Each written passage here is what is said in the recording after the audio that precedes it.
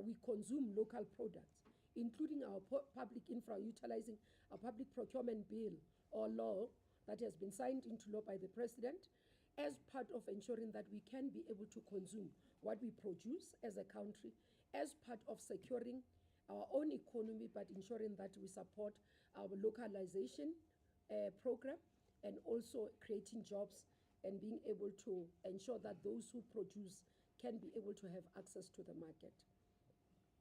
The other area that we had been able to look at too is around energy security. You know that coming from conference and also in terms of our last commitment would have been that we needed to end load shedding. What we have commended is the work that has been done and the improvement in terms of energy availability factor.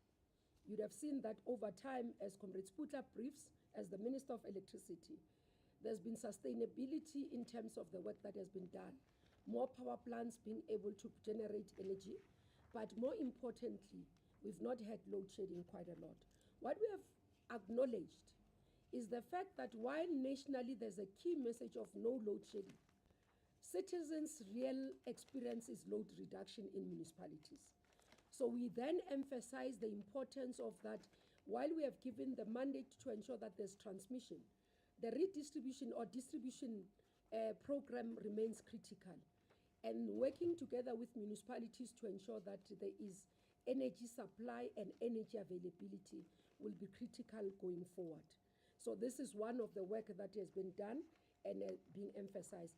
But more importantly, that we emphasize that the optimal utilization of our energy mix is important. So all the energy factors or sources of energy, technologies and otherwise, needs to continue to give us what we are utilizing, but utilizing what we have the strength of as the organization and the country. So that's what we have emphasized. Then the petroleum side as well is important, and we have emphasized the upstream petroleum resource development bill that has been passed needs to provide, it's emphasizing the provision of equitable access. But more importantly here, we are talking about continuous exploration so that we can be able to look at available resources, but more importantly, look at the prices. And we'll come to the issue of when we talked about the cost of living as part of what we have to overall evaluate in this area and support more importantly. On the transport and logistics, we emphasize the importance of, again, building the roads, and emphasis was even rural roads and rural bridges, but more importantly, supporting SANRAL to be able to do this work in terms of infrastructure. But again, paying attention to the cost of building, because we do believe that in the manner that we are doing work, we can be able to do more if we are able to strategize around the funds and the cost in building. And then there's an issue around the road accident fund that we need to finalize in this administration so that it doesn't continue to be the burden. The BRT system needs to be expanded in various areas, but its sustainability where it exists, so that its intended purpose is not lost.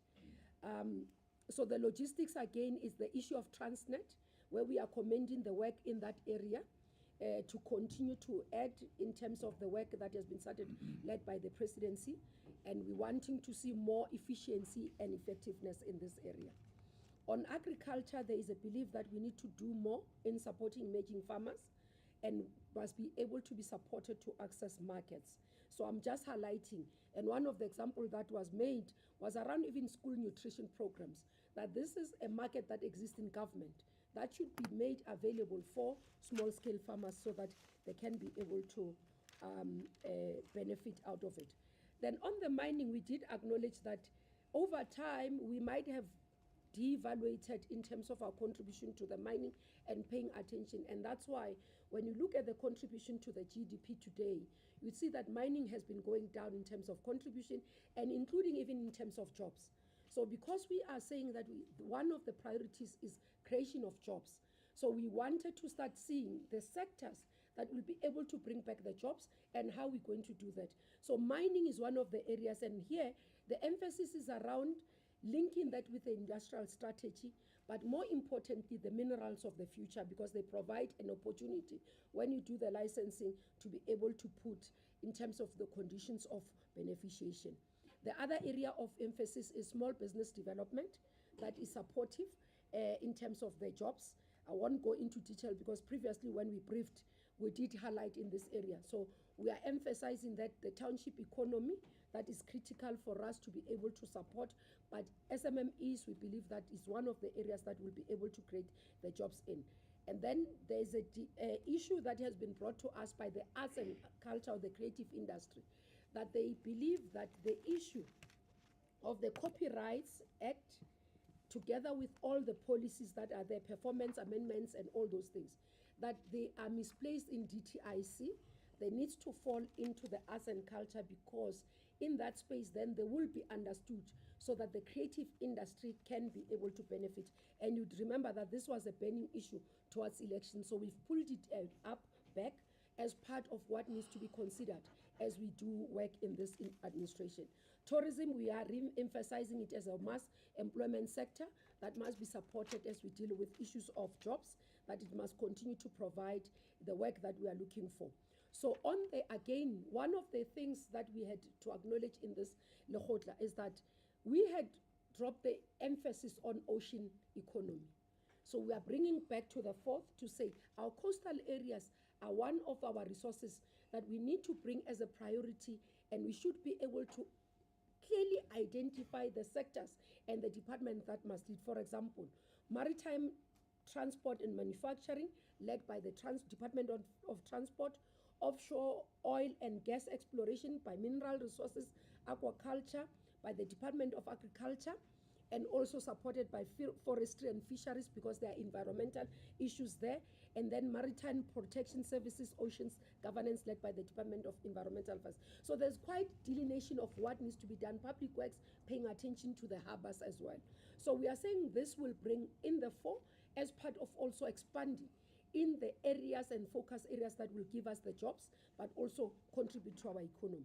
And we are saying all this, you know, as Comrade Nobuhle and Comrade Motsoaledi talk about the issues of capable state. Without all, a capable state will not be able to achieve. So from a center of economy, we are saying that is critical to be able to achieve our work. And then the other area that we're saying over time, there's not been emphasis on, is on R&D, research and development. We are saying currently, over years, we've not invested and spent enough money in research and development. And therefore, we are emphasizing that in this administration, we want to see a substantive amount of money being paid into R&D, so that innovation can be encouraged and we can see the value out of that, because we don't believe that our economy will grow, but opportunities for young people who have creative minds will be able to benefit if no money is being put in that. The skills development, Comrade Nobuhle will touch on this, but we're saying the skills for the future, but in the one that talks to the economy as well. Cost of living, here we took an example of national minimum wage. One of the issues we're trying to understand is that what would have caused some of the people not to vote for the ANC? And we went to our bases and looked at them, and we took one of the examples that we brought to Lekgotla as ETC, to make an example of a person whose income is based on national minimum wage, which is about 4,100 and something. And we looked at that versus the food basket, nutritious food basket of 4 household persons in a family. And we realized that just buying food in a month for 4 people in a household, which is a normal family in South African black families, for example, you find that actually out of that income, 3,600 is spent on just food, no transport, nothing else. And this is what we started to pay attention to understand what is depressing South Africans, what is making them despondent. When we believe that we've intervened in policies in a number of areas, why are they unhappy? And you note, for example, in where I'm deployed, we say to you, if you are earning 3,500 and above, you actually don't qualify for an RDP. But 3,500 does not even buy you food for a month of a family.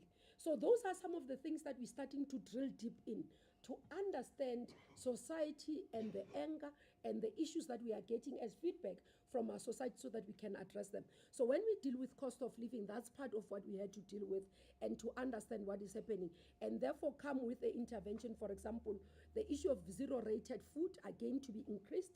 The issue of general fuel levy have to be reviewed. And then also, we are saying National Treasury must pay attention to the grants that are meant to go to the people, that what is value going to the people must be to the people. If it's a grant going to the municipality, we must not have a 70% of the money or 50% of the money in the value chain instead of the people, which are the households. So paying attention to that is critical for us, and that's what we have to deal with. Overall, what we have acknowledged is that our economic policy has come to an end. Actually, in terms of ERP was meant to be an intervention after COVID, which ended December 2023. What conference now, or Lekgotla, is saying to us as ETC is that we must drive the development of a economic policy for between now and the next 10 years. Is it 10 years completely? Yeah, next 10 years. And they gave us until 2025 to be able to develop that economic policy. That's it from my side, Chair. I don't know if you have left anything comments. No. I'll come in case there are questions. Okay. Thank you. Thanks. Comrade Dr. Nkabane. Thank you so much. Okay, they want us to swap Oh. so that we are at the center.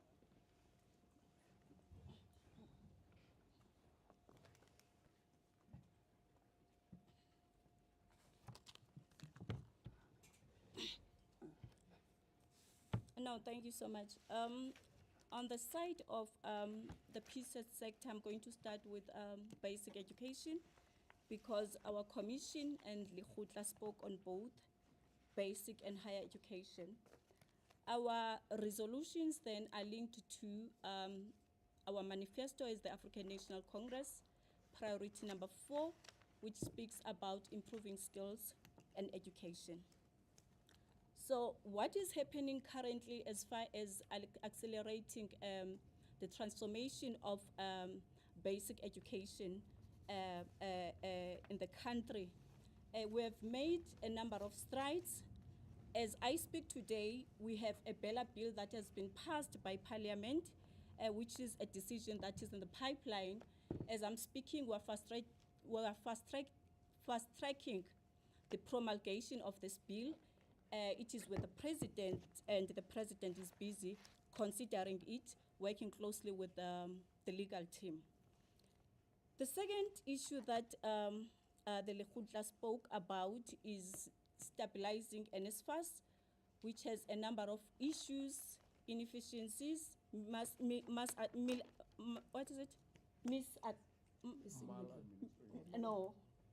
maladministration, as well as misuse of funds. So what we are doing there, we have actually reviewed or amended the terms of reference, and they were issued on the 1st of August. What we are saying in those amendments is that we are reducing the term of office of the administrator. It is going to end in December this year. So the second part that we are reviewing as far as stabilizing the institution is to say we want to then issue the calls for nominations of the boards. So within this 3 months period, we will be finalizing the appointment of the new board. Hence, you know that it was dissolved last year.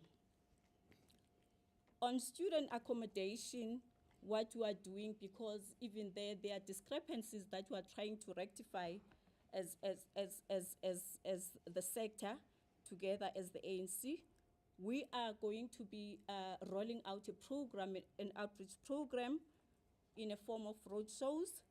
And after that, because we want to dig deeper and understand what are the issues there as far as private accommodation is concerned.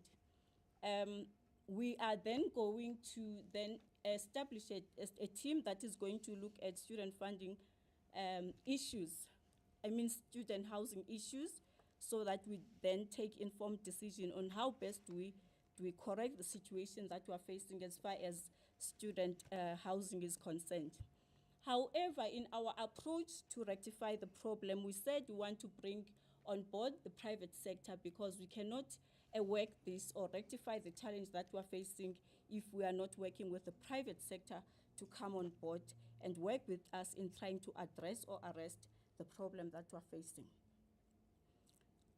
The other issue that is in relation to NSFAS is the student funding model, of which we are in the process of reviewing as per the resolution of the Lekgotla. I believe all of us currently, we understand that we have two schemes that we are using. There is one that is looking at the missing middle, which is a comprehensive student funding, and there is this one, which is more of a grant that is provided through NSFAS. On skills revolution, what we are saying is that as the country, we have a number of untapped or unexploited reserves of either natural resources or mineral resources. So what we are saying is that what we need to do as far as skills revolution is concerned is to make sure that we align with what the job market demands. So we are saying we have to review our curriculum as much as we're expanding in terms of TVET colleges, but we need to also relook at issues of the curriculum so that we also meet the needs of the economy. The other issue around it is that we said we want to expand in recruiting artisans so that we are indeed in line with improving skills and education to grow our economy. I think that's what we have from our commission as far as PSET is concerned. Thank you. Now we do the clinical side of the doctor's pact. Dr. Motsoaledi. Thank you very much, and thank you for the opportunity. I think just taking over from where my colleagues ended, especially the colleagues dealing with economy, I want to bring to your attention that anywhere in the world, there's no possibility of economic growth if the population is sick, because an unhealthy workforce cannot drive the economy. Standard people who are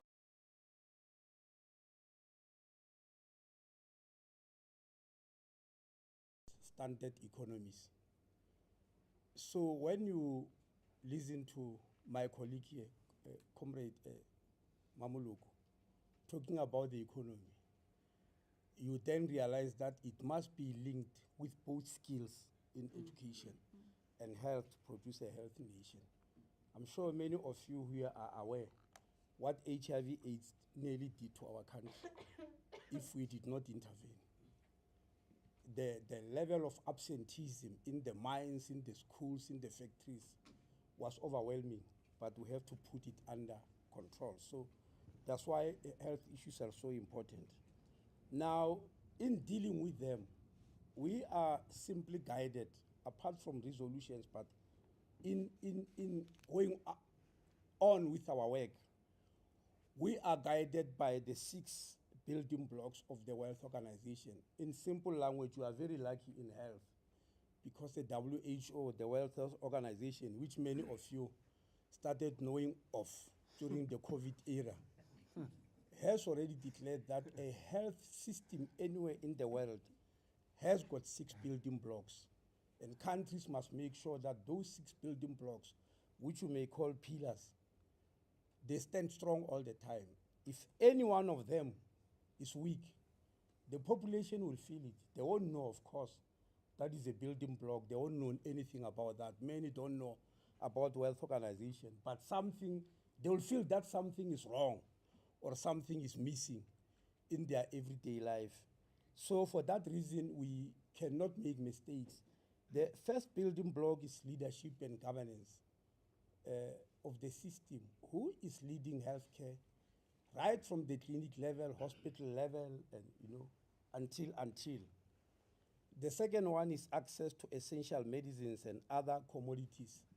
You may remember a few weeks ago, there were problems in the Eastern Cape where they ran out of syringes and needles. Fortunately, it's corrected. People felt it. They didn't know that is one of the building blocks of the World Organization, but they felt that something is lacking in our system, which was causing problems. The third building block is the health workforce, which you commonly call human resources, because it is a problem all over the world. And the fourth one is health system financing. I'm going to be visiting this one before I sit down, because it's also very important. Health system financing is how you finance your health system in that country. We're not talking about the budget here. We're talking about financing the whole system in totality.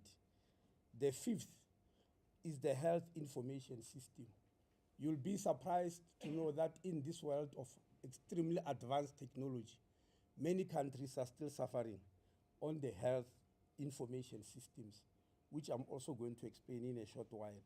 And the last one is the health service delivery system.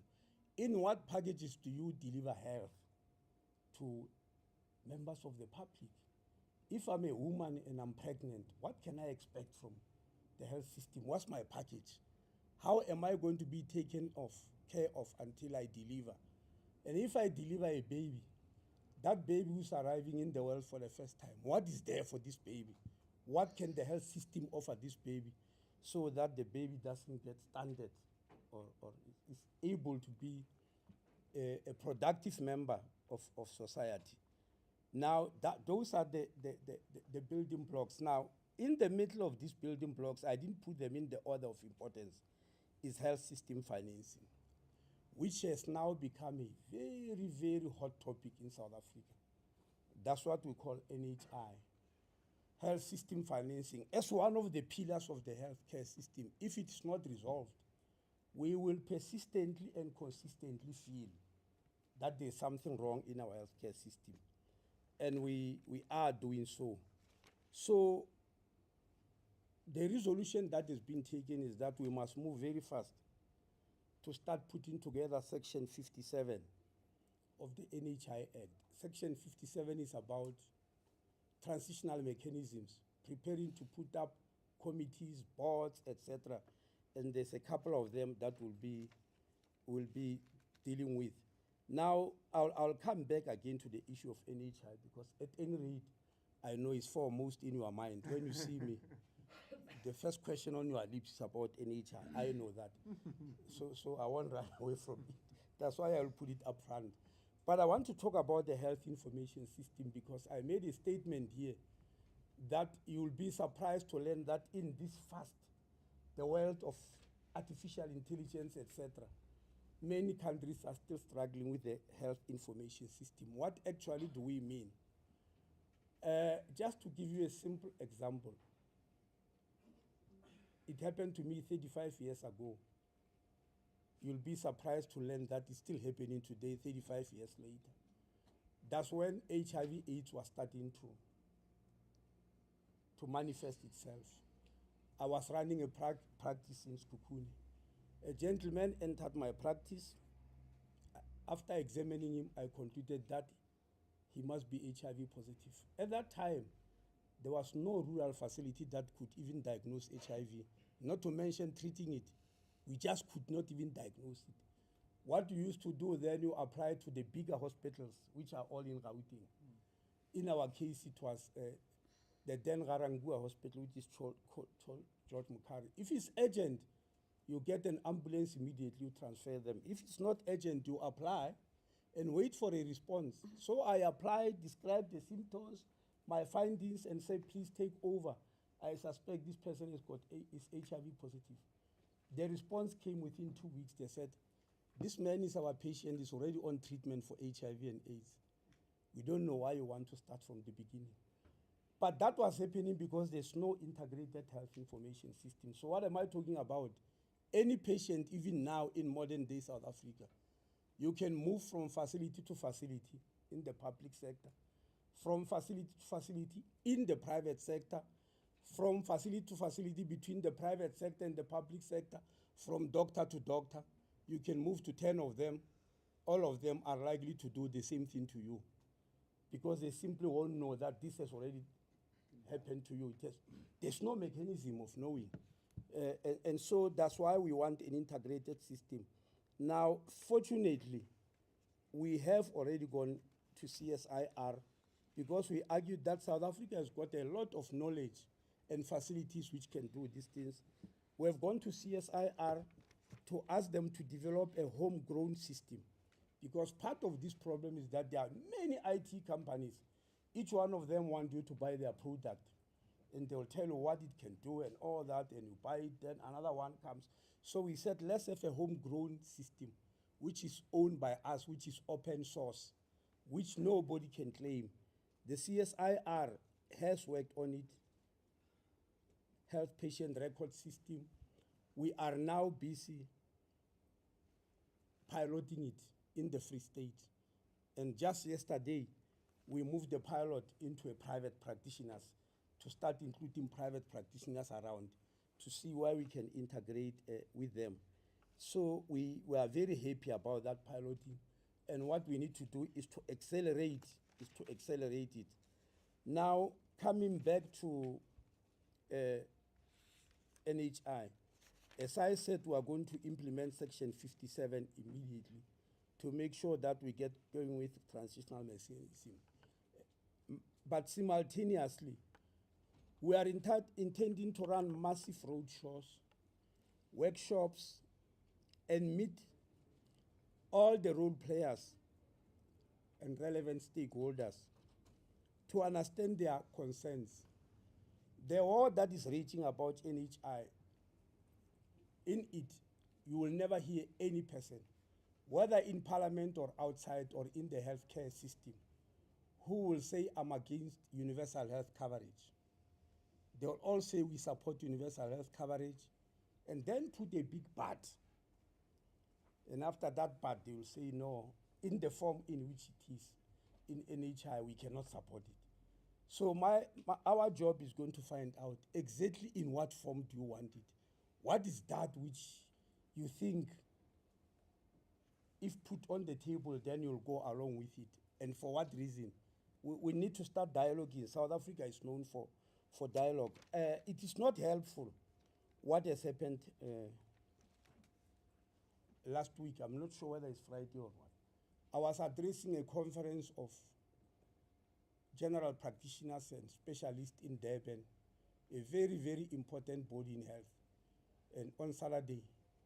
And I received lots and lots of WhatsApp messages, people asking me, because there is a health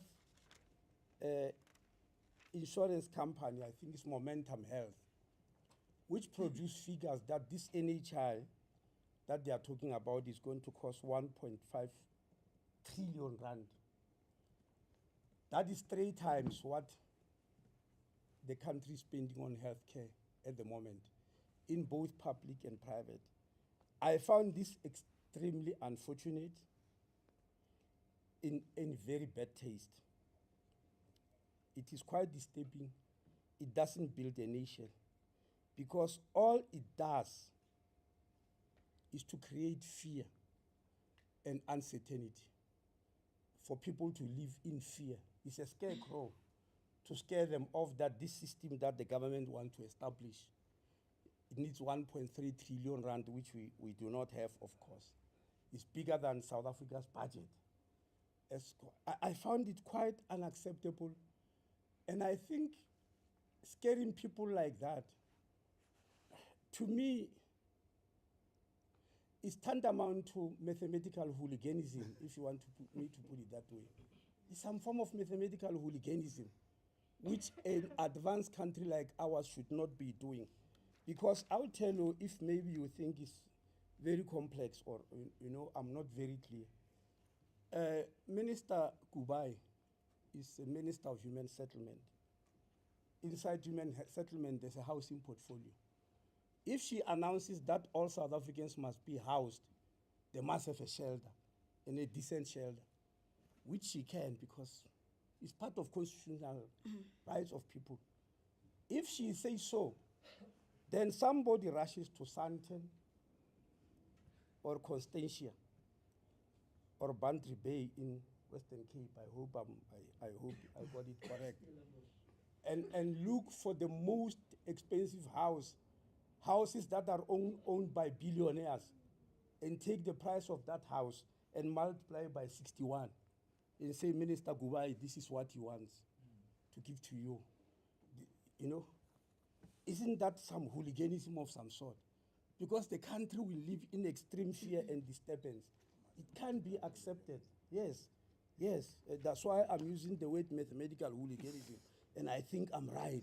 Because you can't do mathematics to scare people, and especially do mathematics in such a grossly wrong way. And why am I saying that?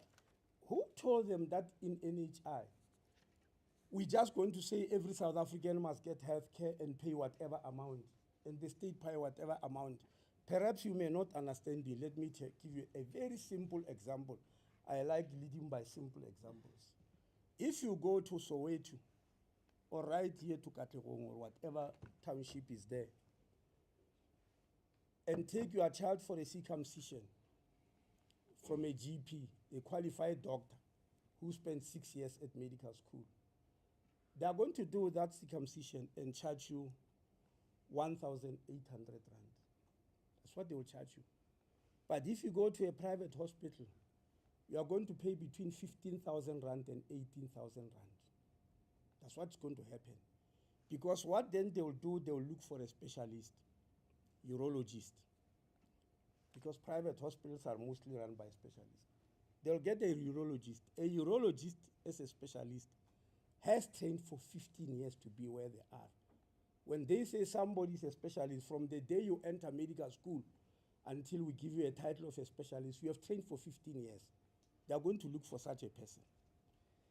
Secondly, they are going to look for a neurologist, another specialist who trained for 15 years. They be a urologist who trained for 15 years. Secondly, they will look for an anesthetist who must put you to sleep, which is completely unnecessary, completely. Because circumcision are done under local anesthetic. But they will put you to sleep. The anesthetist is also a specialist who trained for 15 years. Then they will look for somebody who's an assistant to the urologist, who will be a junior doctor like me. When I say junior, somebody who passed MBCHB. They will all need their fees, and the hospital will need their fees. Why should we follow such a system? And that calculation is based on us following that type of those type of systems, which are very prevalent in our country, making healthcare unnecessarily very expensive. We won't follow that, obviously. But Momentum Life is assuming we'll do that. Secondly, they are assuming that when we introduce NHI, all the public facilities will be rendered irrelevant. Everybody will go to a private facility. What do I do with Chris Hani Baragwanath Hospital? What do we do with Protestir Hospital, Tigerberg, Charlotte Maxeke, all these huge hospitals in Gauteng, for instance, which is the biggest healthcare system in the whole continent? We just throw them away and say there's NHI, everybody must go private and go and pay 18,000 rand for a circumcision, and NHI will pay. That's not what we are going to do. So it is misleading people and it's unacceptable. On the issue of healthcare delivery system, I spoke about HIV and AIDS. We are following the 95, 95, 95. Up to so far, we have tamed HIV and AIDS. Life expectancy has gone high, especially for women. Maternal mortality and child mortality has markedly reduced, but by no means have we done away with NHI. Yes, and mother-to-child transmission is very low. I remember in 2004, 70,000 babies were born HIV positive every year by 2004. After putting up a massive prevention of mother transition program, by the time I left the Department of Health, there were only 6,000 who were born HIV positive. I don't know where it is now, they've not yet reported to me, but we want it to come to zero. So we want to look at a massive program on this issue of HIV and AIDS. Let me stop there and leave it to questions.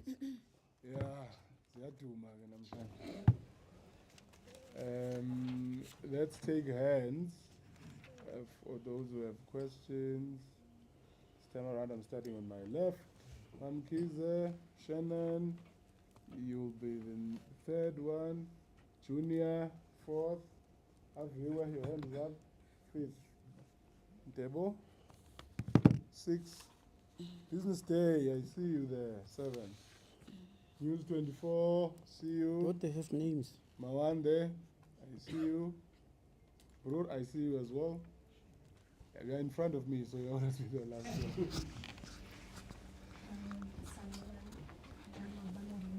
From Respect Power Podcast. From what? My Respect Power Podcast, Baba Motsoaledi. Oh. Yeah. So get away. This question goes to Mmamoloko Kubayi and to Doctor. He's also a doctor. She's also a doctor. Okay, Doctor. Okay. No, Mama Kubayi. Yeah. In terms of education, what assessment method do you use in terms of assessing it takes in of children from from basic education all the way to varsity in comparison to how the economy is functioning, so that they can be placed into the economy? What assessment do you from basic education, varsity, and to workplace? What assessment method do you use in such to make sure that you eliminate the unemployment and then in terms of Minister Motsoaledi, in terms of earlier we had the policy minister, in terms of ukusebenzisana naye for social ills, for instance, is there a interlinked with your department?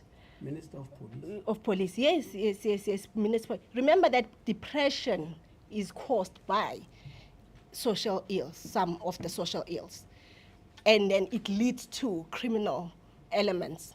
So is there an interlinked communication or program that you and Ulokunjana Sebensanai, as well as the basic education as well, because labantwana laba bayafunda laba from basic all the way up.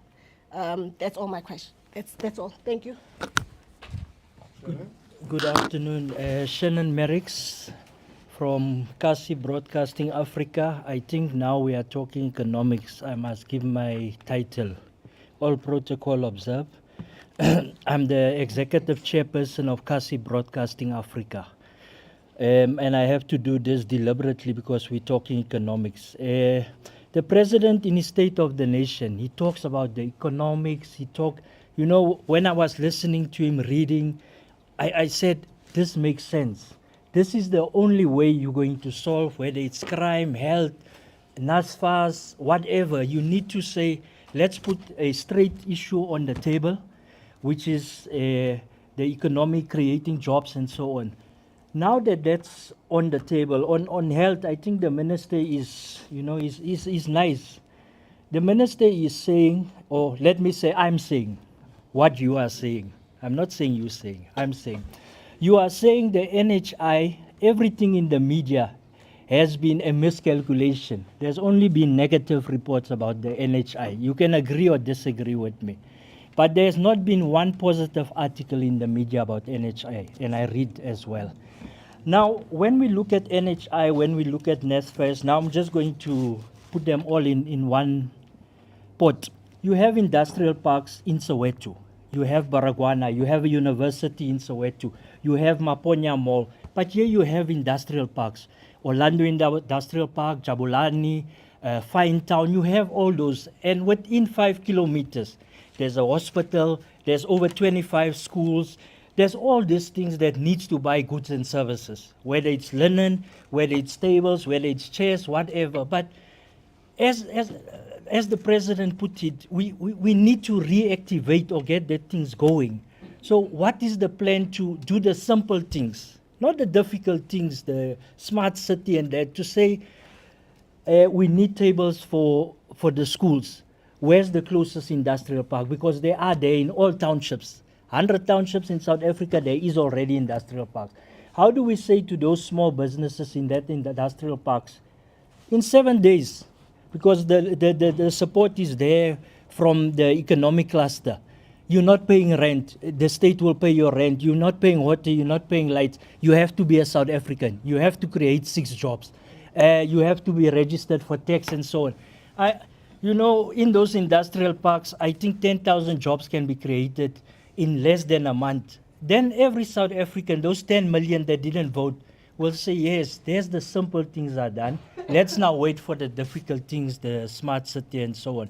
With NSFAS as well, the state is putting money into student accommodation, into security, into transport. But how do you filter that money? And I want to be, how do you filter that money to benefit blacks? Because in Joburg, those buildings are owned majority by whites. It's demographics. But if people in Soweto can provide accommodation, if people in townships, you can then empower a family. A Magogo can clean the 6-room or 10-room, whatever the case be. And that's how we lift people out of poverty. I think my airtime is finished for the ANC briefings. Thank you. I want to give you a tag as a You are next. Hello, I'm Nellie Payton from Reuters. I also have a question on the NHI. Sorry? I'm with Reuters, Nellie Payton. Reuters. Yes. Reuters. Thanks. Oh, yeah.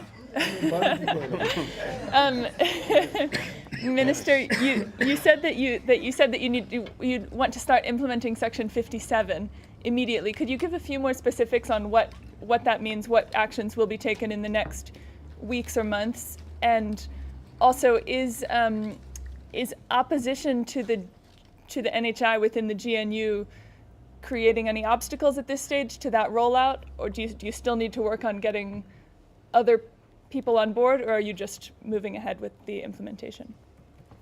Thanks. Junior Kubalo from Newsroom Africa.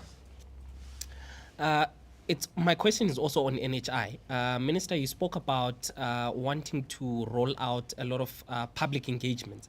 Is this basically an admission that there's no buy-in to the NHI? Because I'm assuming that there was a lot of public engagement before the bill became an act. So why is there another need to roll out these public engagements? Thank you. Thank you. Avivamdila ENCA. Just maybe on NHI as well. Do we have time frames, Minister, when the President will sign it into effect? On the Bella Bill, Dr. Nkabane, Just come again. just maybe when the NHI, when it will be signed into effect by the President? It has been signed in May. The one that hasn't been signed. Eh? The How Bella did is you the miss one that? It hasn't was been a big signed. ceremony. Sorry, But you are. Bella. sorry, Minister. Dr. Nkabane, just on the Bella Bill, it seems like the Minister of Basic Education wanted to be sent back to Parliament. Are you seeing eye to eye with the Minister when it comes to the Bella Bill?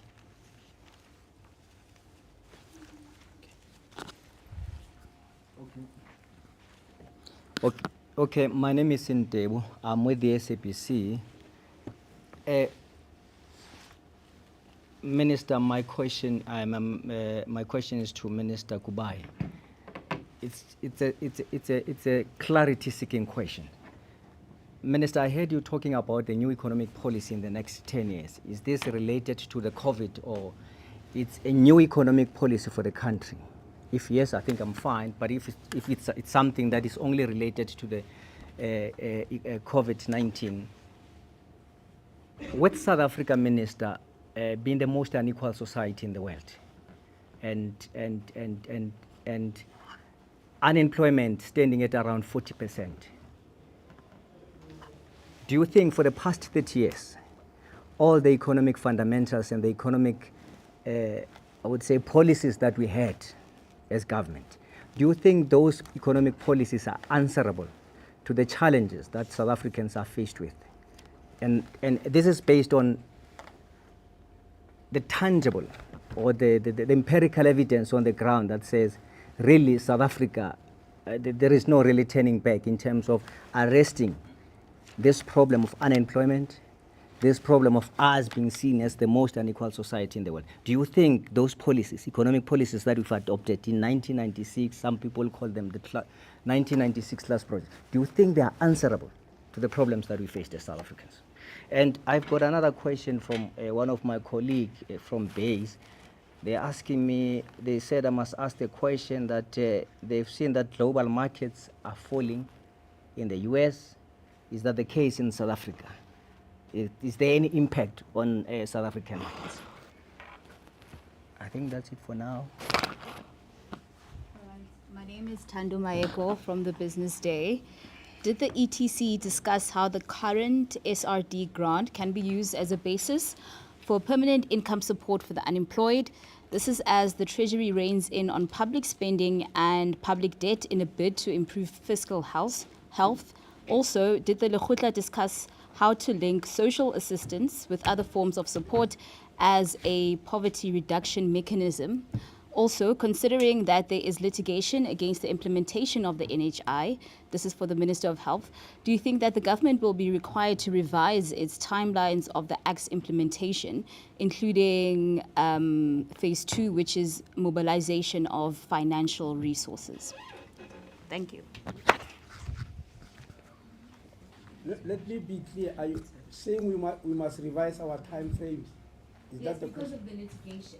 So I'm asking if the litigation will push back the timeframes, and then that will make it required to, obviously, be revised. Because my understanding is that the first phase is supposed to be implemented from 2023 to 2026, and then there's a next phase and the next phase and the next phase.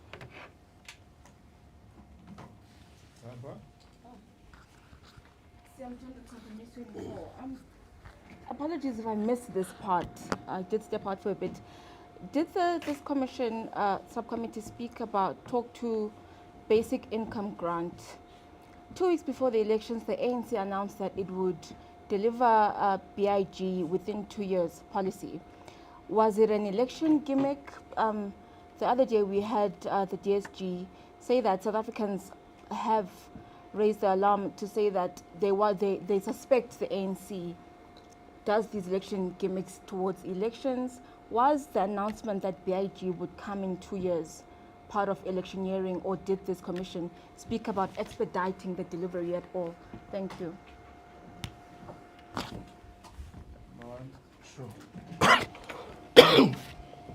Good afternoon, leadership. My name is Mawande from the Sunday World. Maybe let me write on what Usiam Tender said, Minister Kubayi, around BIG. But my question is, you speak, for instance, about the cost of living that is too high, a grocery basket of 3.5 comparison to 4 point something minimum wage. How do you align the three, for instance? You as you correctly put it, 3.5 basic grocery basket, it's 4.1, 4 point something minimum wage. This BIG, do you align with those numbers, or do we continue with, is it what, 370 now? The thing, the COVID thing, 370. That used to be 350. How do you align the three to ensure that you don't have people who are aggrieved, as you say? One of the reasons that people were aggrieved is that you have these imbalances where minimum wage doesn't even come close to covering the total cost of a household. How do you then, when you do that BIG, make sure that it addresses those questions? Nkabane, on the issue of skills revolution, you speak about the review of the curriculum to meet the needs of the economy. How far do you go with that? Do you totally overhaul the curriculum? In fact, what are the identified problems with the current curriculum that South Africa has? And in fact, most probably at universities, higher education courses that are offered at that level, and how do you fix those going forward? Minister Motsoaledi, on the big elephant in the room, NHI, So when you talk about these massive roadshows and workshops that you are going to do to meet role players and stakeholders to understand their concern, what is the intention of doing this? Because this thing is law now. Someone would say, okay, are you guys pulling wool over our eyes, or are you starting the process of it? Like, can you just explain what is it that you intend to achieve with this roadshows of meeting stakeholders and everyone else that is concerned about NHI in its current form? Is it likely to be reviewed if there's an overwhelming view that in its current form it won't work? And who do you listen to? Because also there will be a lot of lobbies from powerful forces, others, and then there will be the man on the street who is probably happy with it in its current form, but doesn't have the power to lobby and elevate their voices, for instance, in platforms like the ones we offer as mainstream media. How do you balance those views in such that you don't elevate one view against a view that might be popular, but is not is not reverberated in the mainstream media? How do you address those? Thank you. You come afterwards.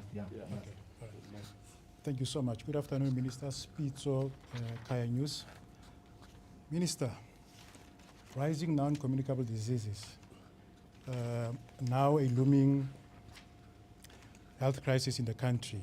And the World Health Organization is also reporting that not only in South Africa, but throughout the world, globally, making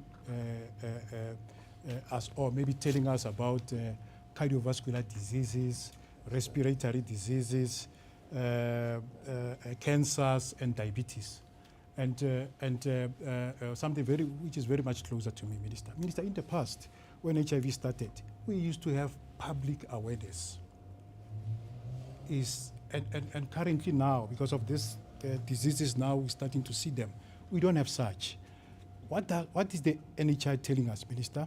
When are we going to have this public awareness, Minister, so that we educate people? I'll give an example, Minister. I engage a lot with people living with diabetes because I'm a warrior.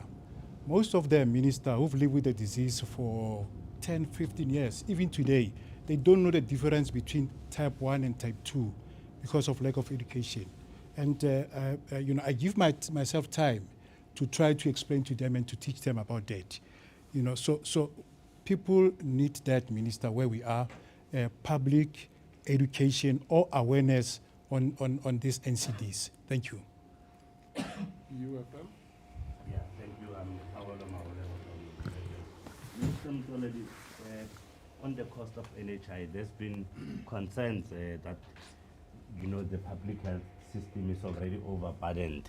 In particular, having to service foreign nationals. I would have seen an attempt in the past by then MEC for Health in Limpopo, Ramatuba, to say the neighboring countries should perhaps find a way of compensating South Africa. Has that part of the expense been considered as to where will the money for that come from? And then a question on the economy, Kubayi, successive ANC conferences have decided on mineral beneficiation, but that's all we have had. We've not seen much implementation of that. And I heard now in your presentation that you just mentioned it very little in passing, if I could put it like that. Is it something that the ANC has given up on to say it's not possible? This is how, because I'm tying that to your ambition of embarking on a massive industrialization project as to how do you industrialize when you are unable to do that basic part of it. Thank you. Yes, thank you. Thank you very much. My name is Lunga from the Mail and Guardian. Minister Motsoaledi, just on the NHI, maybe to just clear things up. We know obviously it's been signed into law, but when is it that we are going to go to 911 without having to worry about medical aid? Just the date to say, okay, maybe by this is when we can walk in Netcare for free and government will pay for us. Because that's I think that's what people want to know, to say when. We know that we are implementing it, but when?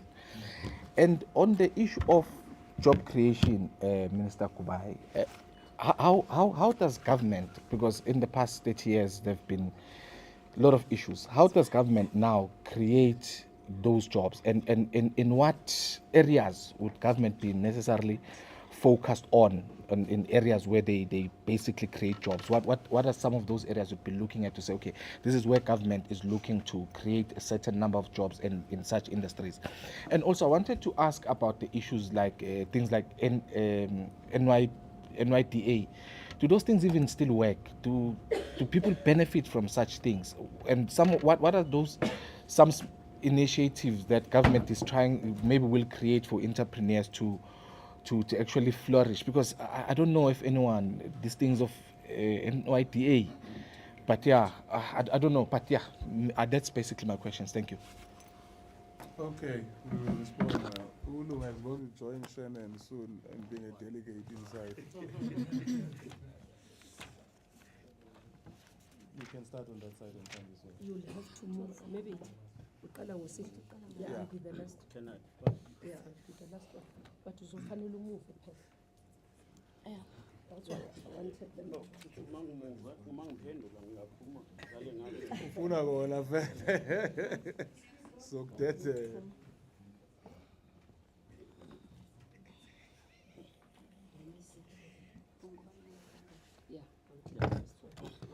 No, thanks, Comrade Zuko and comrades and all of you.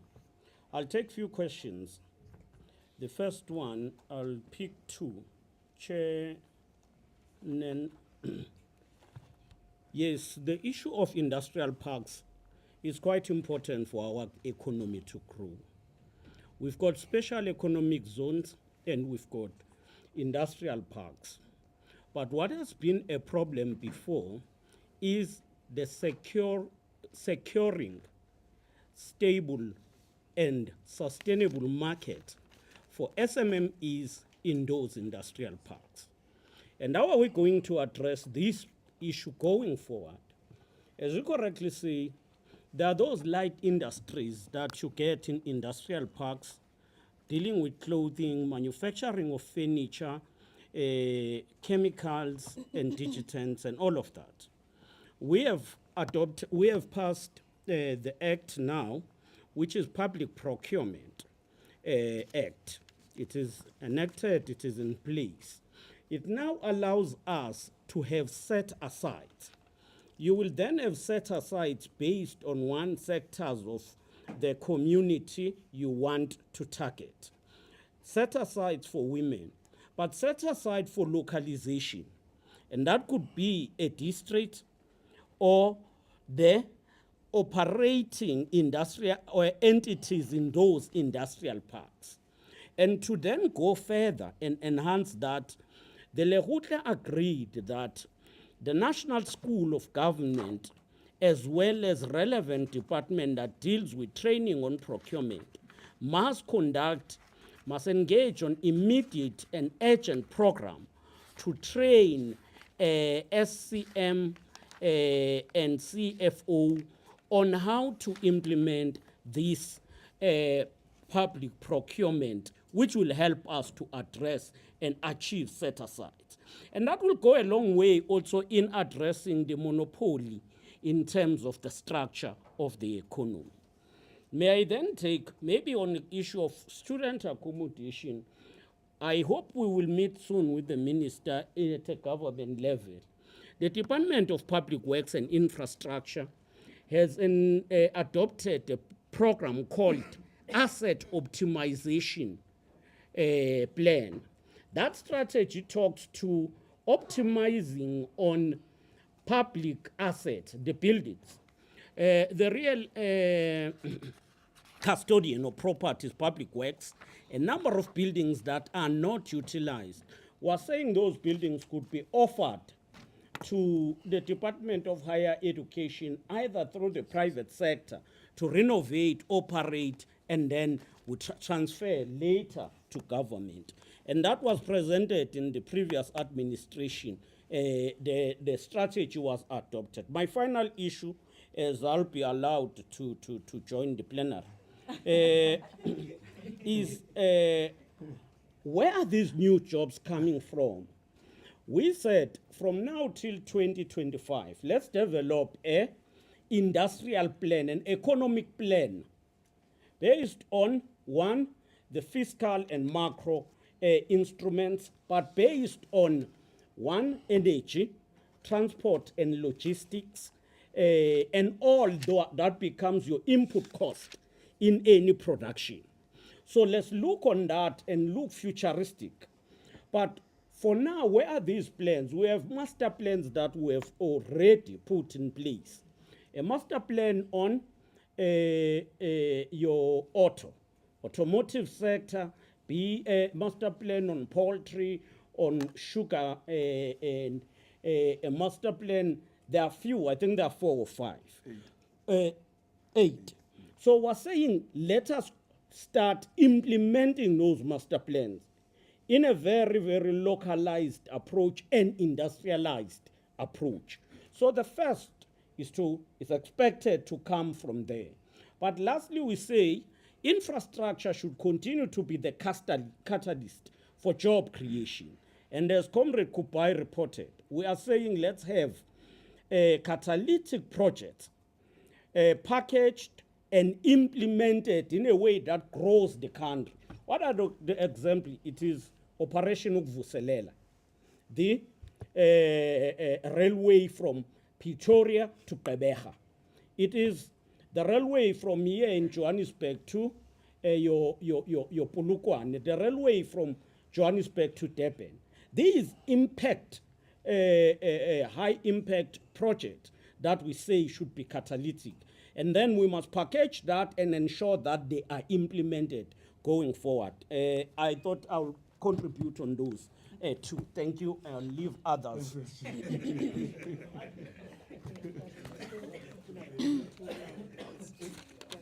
I'm also going to respond on either 2 or 3 issues that have been raised. The first question that has been raised by Balungile Mkhize around the measures that were put in place to ensure progression of our learners from basic to high school, which is high school then post-education. Yeah. You know, in our interventions that we come up with, we are guided by the Constitution. It is an obligation that each and every learner or person in South Africa must be afforded that opportunity for schooling and learning, which is Section 29 of the Constitution. Balungile, you know, there is a set narrative that I came up with when I had an engagement with Minister Blade Nzimande. It's saying there is a study that he once read, and the findings are that in South Africa currently, the intake out of 100 learners that are enrolled in basic education, out of that 100, the people that then progress to university are only 4. And then out of that 4, there is only 2 that complete their qualifications within a record time. There's other 2, they either dropouts or they've got some modules that you say it's what the thing? The subs or whatever, or you fail. So our interventions then are trying to then rectify that problem. As much as we do not have systems in place to assess how many then do they succeed in terms of post-education system. But what we are trying to do in terms of our interventions is to ensure that there is access to education, there is success, there is quality of learning and teaching, as well as responsiveness. What we have done to try to close that gap or to balance the gap that we have identified is to establish cities. There are centers in our communities which are called community education training centers. So they were trying to close the gap of those who couldn't make it either to the universities or to TVET colleges, so that they are able to learn how to write, how to read, and then to get some of the technical skills for them to be able to make means out of that. So those are the measures that we have put in place. However, on top of that, there is a committee which is called Human Resource Development Committee, which is chaired by the Deputy President in South Africa, and the department, the minister in the department is more of a secretariat. It has got a number of goals. The first one is to improve early childhood learning and schooling. Then the second one is improving employability, responsiveness, as well as governance. So we are indeed trying by all means to close the gap that you have identified. The second question, I think it was coming from Mawande, around skills revolution, is it? Yeah. So Mawande, it is not going to be a total overhaul. We are going to be guided, obviously, by the industrial plan that my sister here, Mmamoloko, spoke about, and Comrade Zikalala. But what we are doing, we're mapping skills needs per province, because you know our provinces are not the same. Others, they are strong in terms of agriculture. Others are very strong in terms of mining. As I'm talking to you today, amongst the resolutions that were taken in this Lekgotla is to establish 2 universities that are going to focus on mining, and Limpopo as well as Northwest, because those are mining communities. So we want to emphasize mineral processing. We want to establish not a university, faculty of mining in those 2 provinces, because what we have established is that Limpopo, Northwest, and Northern Cape, they are the mining belts of South Africa, hence they do have the current minerals that we have, as well as the minerals of the future that are going to contribute into inclusive economic growth of the country. So we want to bring in those skills that are in need in our economies that are going to respond to potential industries that are going to be established moving forward, with the expansion of our TVET colleges, and then looking at the curriculum to meet those needs. The last part is Bella Bill. You know, we shouldn't enter into the debate of saying whether you see eye to eye or whatever. The reality of the matter as we stand is that the ANC is advancing in terms of transformation of basic education in South Africa. We are responding to the needs of our people, in particular the poorest of the poor. So what is happening? The bill is currently in the office of the president, and it is going to be promulgated. Thank you. Oh. There's no second round. Oh, I see. I see you going away.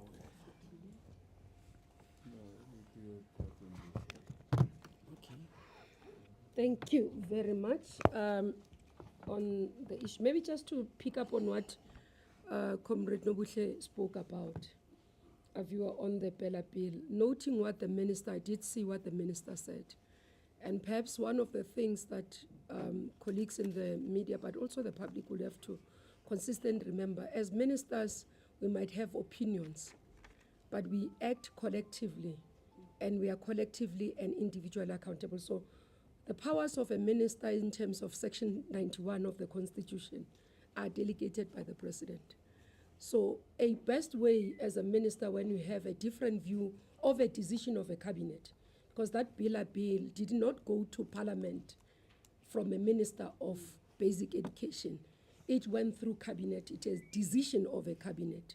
So the correct way is for a minister to go back to cabinet and explain the differences and convince cabinet, because it's not a decision then of Minister Motsoaledi. It's a decision. Bella Bill was approved by cabinet to be submitted to Parliament. So it's a decision of cabinet. So Section 91 and Section 92 does give us parameters as ministers of how to operate and how not to operate. I think that closes the chapter until the minister goes to us as members of cabinet collectively and convinces us that why the president shouldn't sign. I don't think it's appropriate for having to comment in the public. Coming to the issue, I think, Shannon, you spoke about the issues of where the jobs will come. And just quick one, I won't take long. What we did to plenary and to ANC, we went and looked at the composition of where jobs are, and I think some of the colleagues spoke about that. I think you asked, Lunga, where will these jobs come from? When you look at how the sectors contribute to the jobs, for example, the biggest contributor, and we were trying to make sense of whether those sectors will continue to be the growth for us to expand in terms of the jobs, or whether we'll have to go back to some of the areas where they're suppressed to be able to support them and get the jobs from. So, for example, currently you'd have what we call community, social, and personal services contributing 24% of the jobs, followed by trade, catering, and accommodation, 20%. Now, when you look at trade, catering, and accommodation, the outcry is that majority of the people in this 20% are non-South Africans.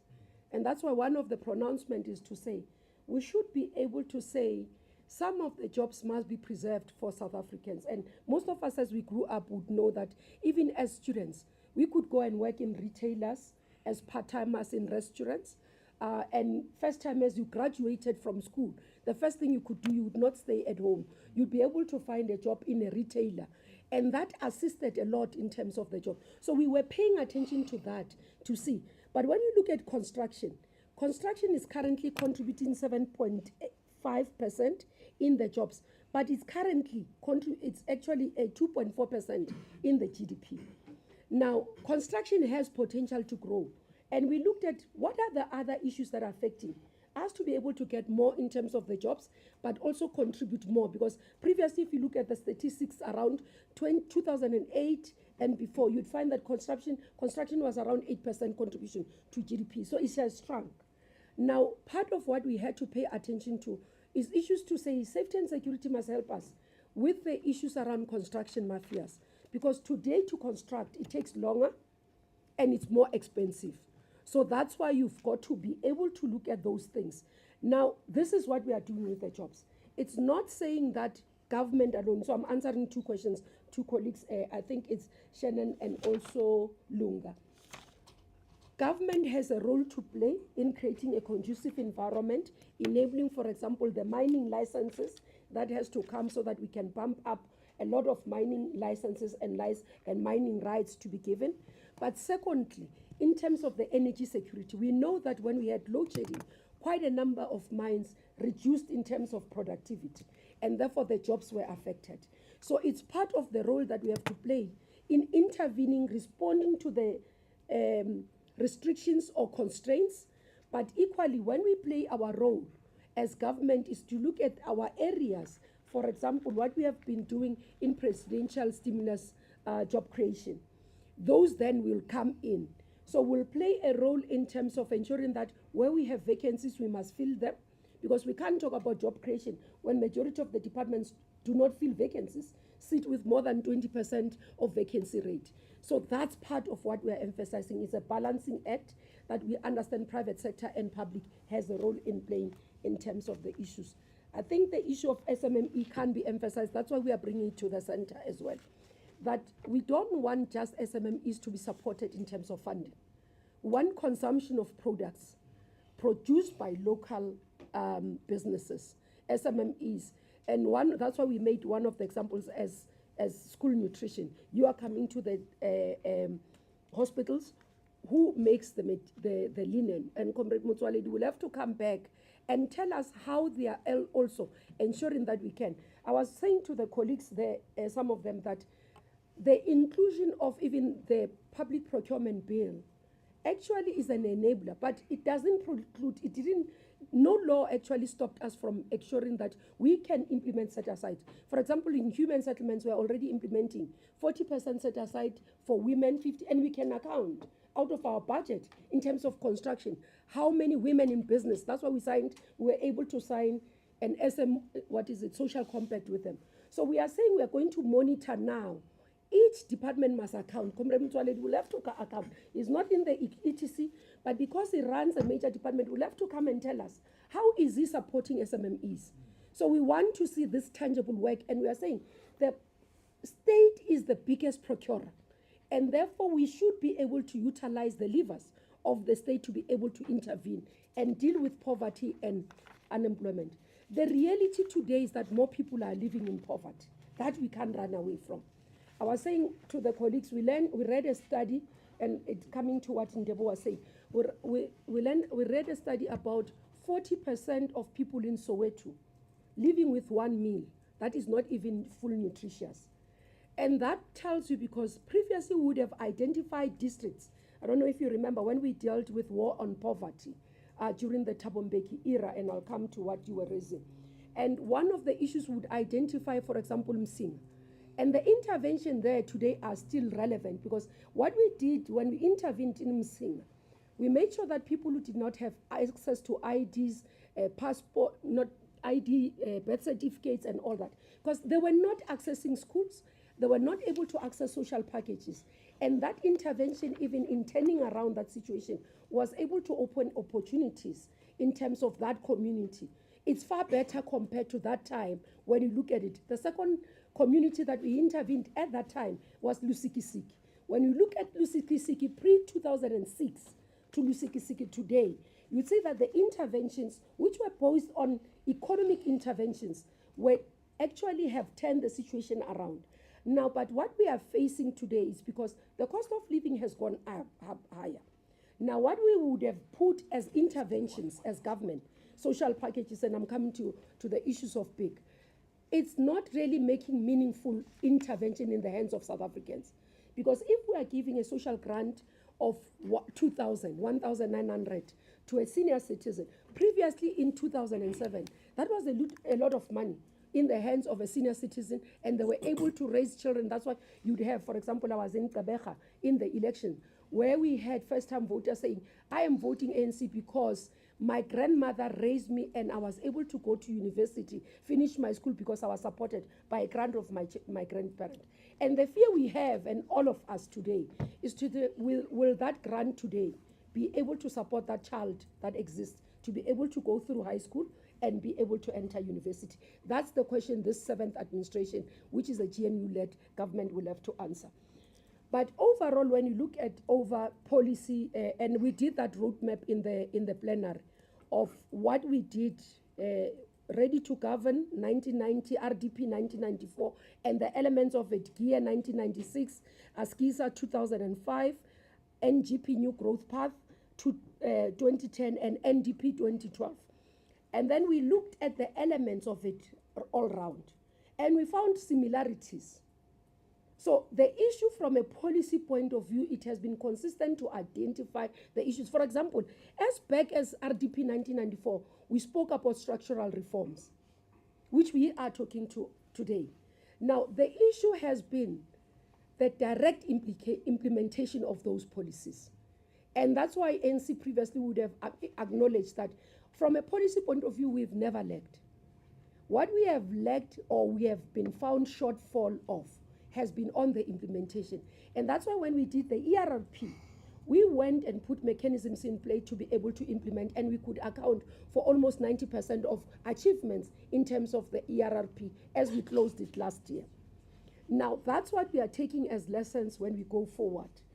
What we are seeing is a growth of a population that, if you look at the population between 1994 or 1996 first census and 2022, there's been 20 million additional people. That's a huge number for a country to deal with. And now, whatever you've been able to build, so if you've been able to provide houses, the rate might be, the number might be higher, but because it's not growing in the manner that the population is growing, it's not showing the impact. And that's why Census 2022 assists us now.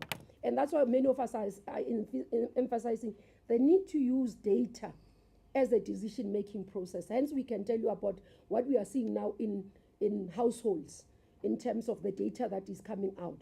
And the data that comes out, for example, I hope Comrade Motsoaledi one day will share what is happening to a girl child, black girl child in South Africa, which is worrying.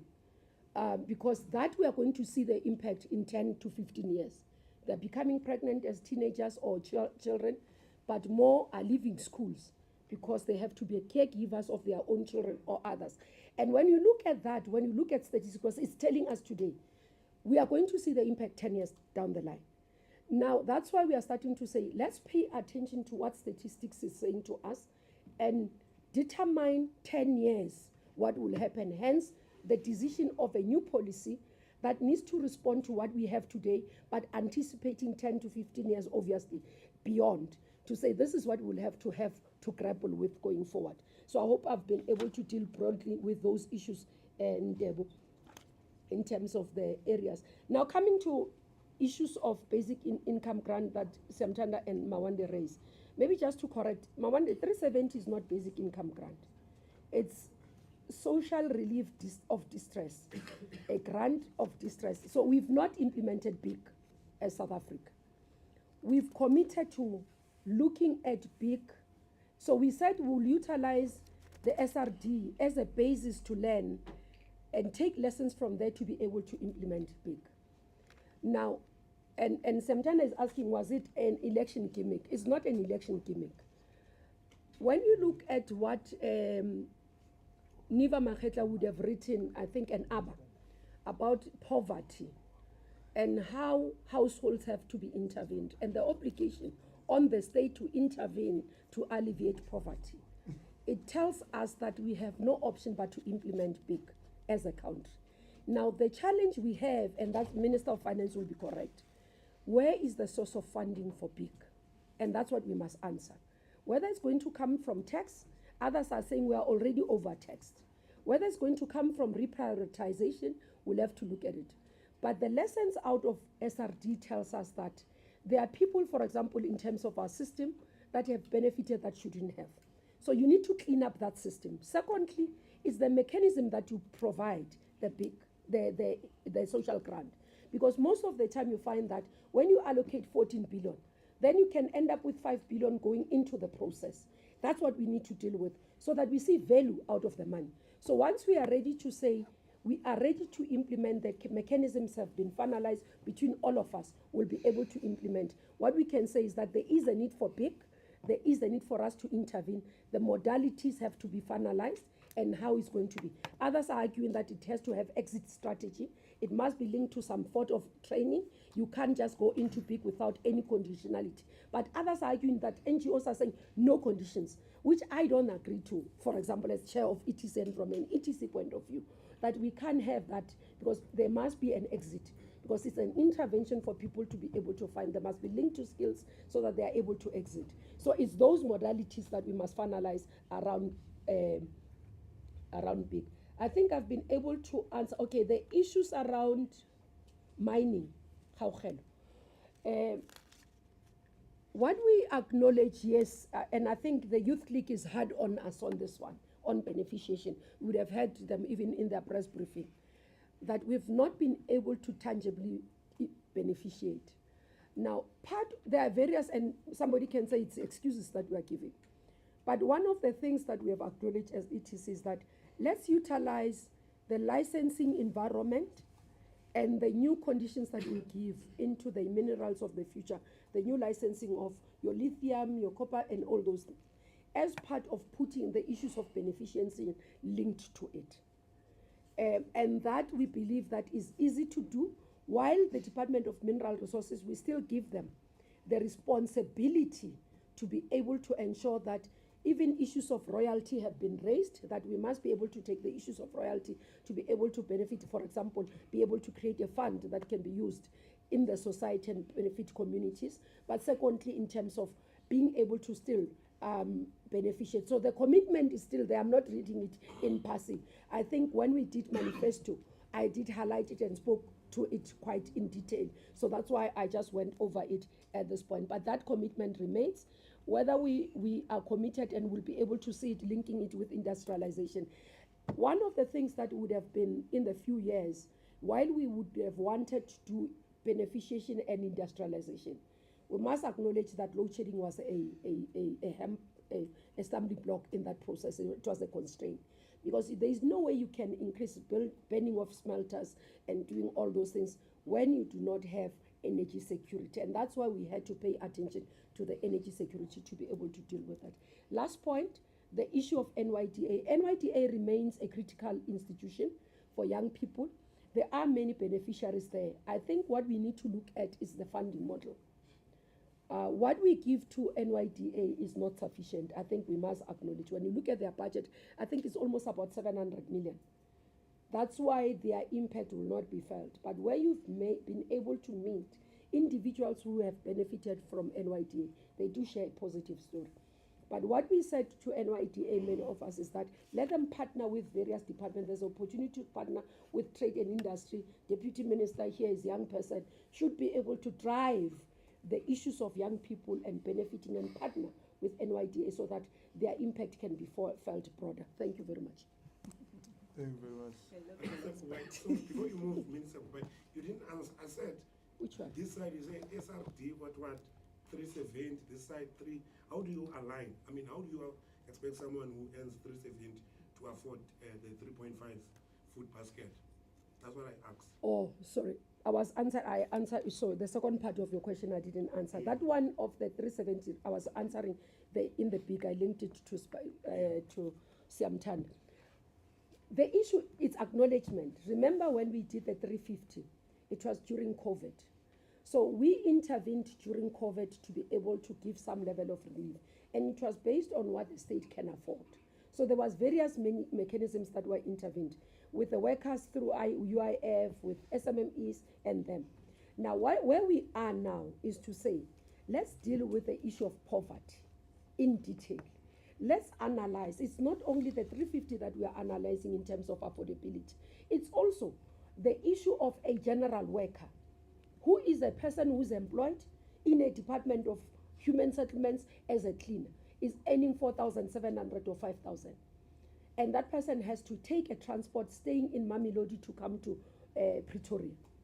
The amount of money that that person pays in transport, the amount of money that person has to spend on food makes it unaffordable.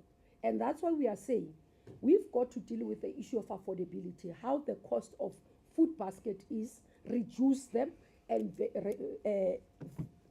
VAT removal, zero rated, number one. Number two, we must address the cost of transport.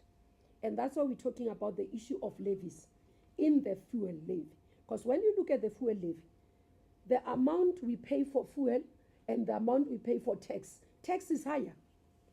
And that's why some people will compare us to Botswana. Why Botswana petrol is less than ours? It's because of the tax. So we are saying let's review that system.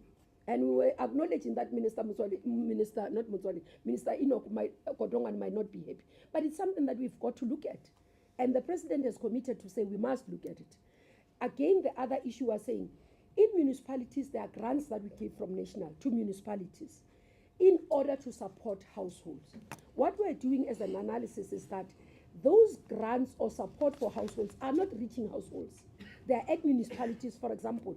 What you have as the equitable share, then pays for your consultants, pays for staff, doesn't reach the indigent person. And we are saying, let's review to be able to reach the indigent person. So those are the interventions that we want to do. When we introduce big, 350 will fall off. And that's why we want to phase it off as part of introducing big. And the category and the conditions will be different to what we have.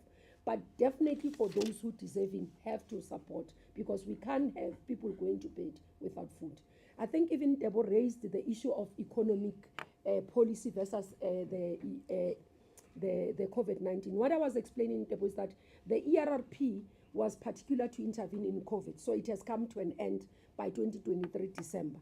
That's why now we need an economic policy to take us from here forward, because the basis of that will be from the our NDP 2030. NDP just have a chapter that says do the following. So you've got to be expansive in the explanation, but also deal with what we're saying in manufacturing in detail, in industrialization in detail, in beneficiation in detail. So that policy then will take us forward in holistically and take us beyond the pedestrian growth that we've been able to see. Thank you. Oh. As a country, we operate within the global markets. So when global markets are affected, we are affected, obviously. There's been concerns around what is happening in the US. Recently, there was a study as well released by US in terms of what they have been able to get affected by their constraints on China, heating on China and the restrictions that they put on China, which negatively affected their own companies. I think they've lost about 135 billion US dollars in investment because of that. So we do get affected, and JSE will react in a manner that says, because many of them would be, our bonds are bought from external. So when there are external shocks, what we call external environmental shocks, we do get affected. And that's why the rand as well will react based on what happens in either Europe or in the US markets. So what we have to do from our side is consistently to monitor the impact and find mechanisms to absorb the shocks so that we don't get hit hard. And that's why every time, continuously, not only that, the war in the Middle East continues because the logistics in the Red Sea gets affected, we get affected. As long as those conflicts are not resolved, we continue to be affected. The elections that are coming that are uncertain in US obviously gets affected, we get affected as well. The impact on us because trading globally is in dollars. So because of that, how the bonds are bought and the investors in our markets, potentially that's what happens. We were affected by our own elections. There was a wait and see for a couple of months in terms of investment. We think that with the GNU being established, there is level of confidence. We're hoping that we will be a safe market for people to run to in terms of the current global markets, because we still remain, as South Africa, one of the safest investment destinations. Thank you.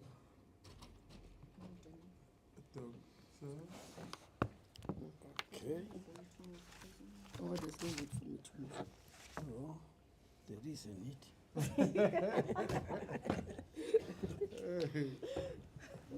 Yeah. No, thank you very much. The first question is from Mam Kize. Kabazel,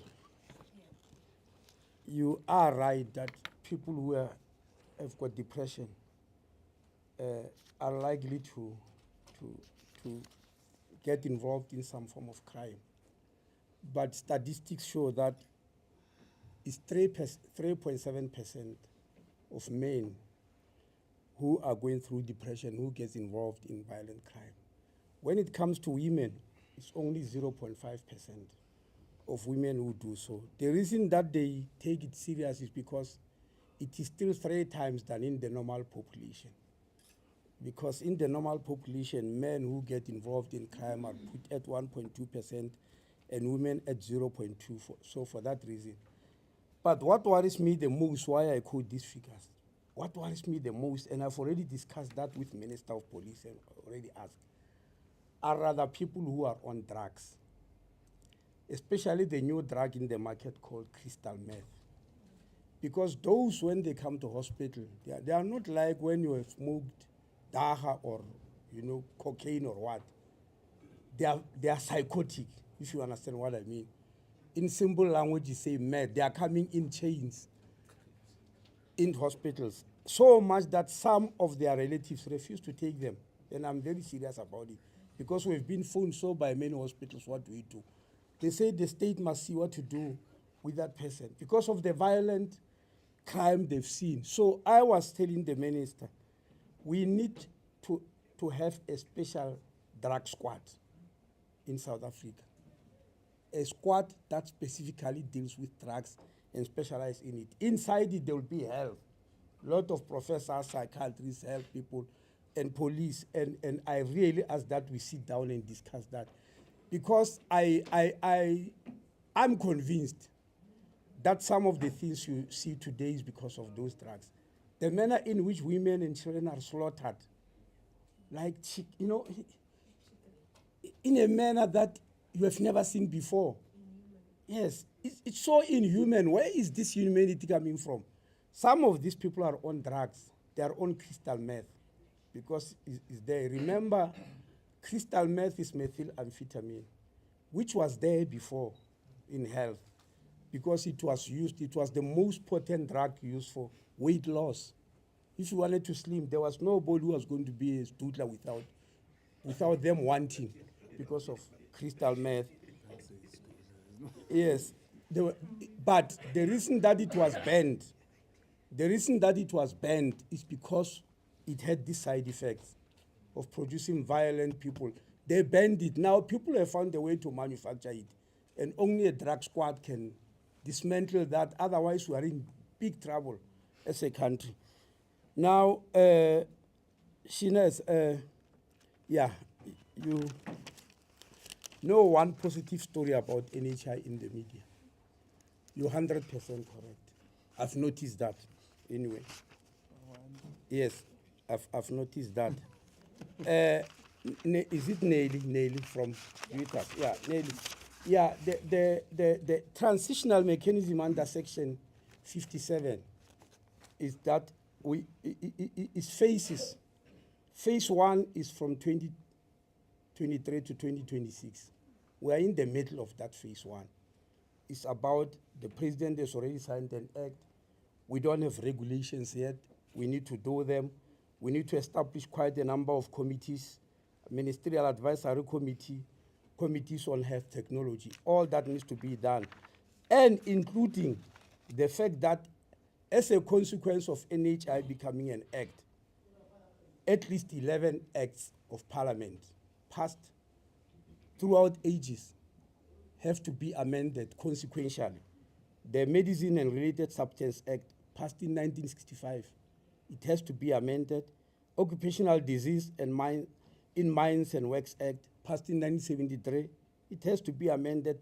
Health Professions Act 1974, Dental Technicians Act 1979, Allied Health Professions Act 1982, Medical Schemes Act 1998, Mental Health Act 2002. All of those, including, last but not least, Traditional Health Practitioners Act 2007.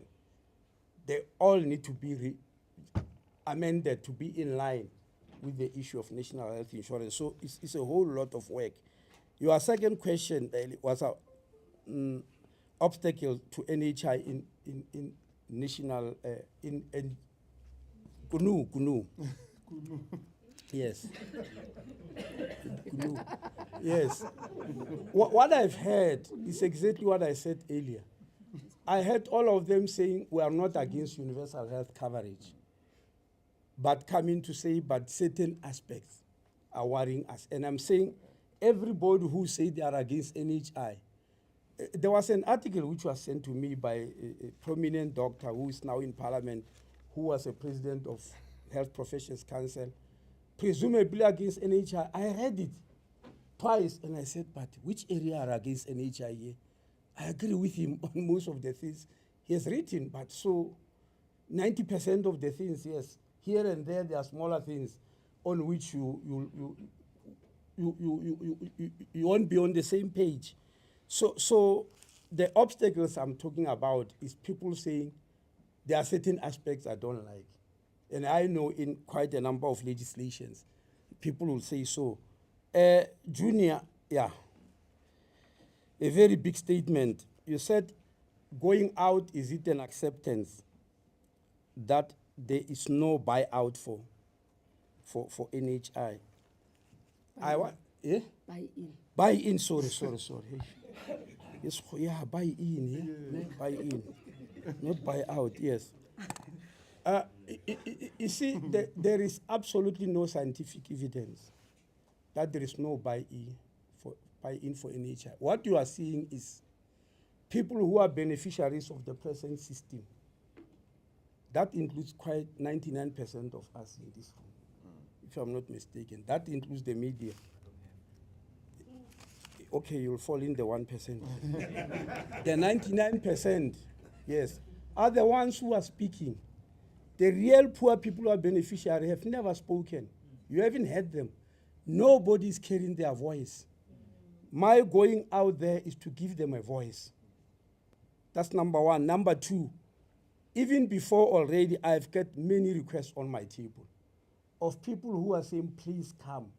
We want to understand more about NHI. because we have heard a lot in the media about it. We no longer know what the truth is. Because in the media, you have made up, as I'm saying, some sections of the media, let me make you homogeneous, because you're not. But in some sections of the media, you have made up your mind. That's why when a judge declares Section 36 to Section 40 of the National Health Act passed in 2003, the headlines was about NHI being thrown out of court. I have to battle to tell you that this is not NHI, but it was already headlines, because in other words, there was already excitement that this thing is gone now. And it was done by the media, not ordinary people. So ordinary people are saying, come and explain. What is this? The other people are speaking, and they are speaking every day. Unfortunately, in the media, I mean, I have to say these things because I've noticed them.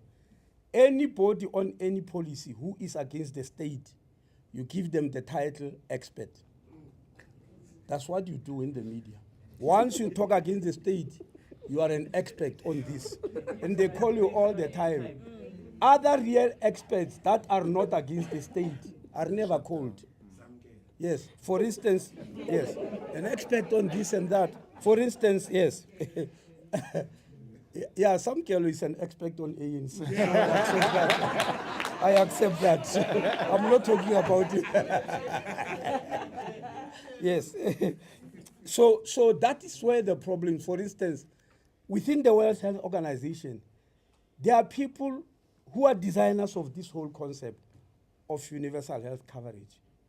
Because they were seeing, if you go to World Health Organization, they've got figures, as I'm speaking, of people around the world who were not classified poor in terms of the general classification of United Nations. You know, they are there in every country and globally, that this person is below the poverty, that line is poor, if you earn so many dollars per day, you know. The World Organization has got figures who were not classified poor, but because somebody got sick at home, they are suddenly classified poor.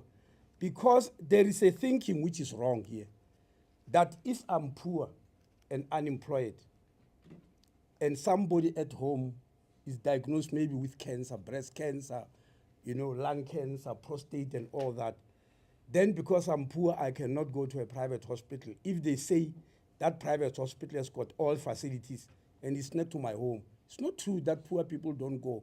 They go, but what they'll do, they'll sell the whole kraal full of cattle. They'll sell all their goats.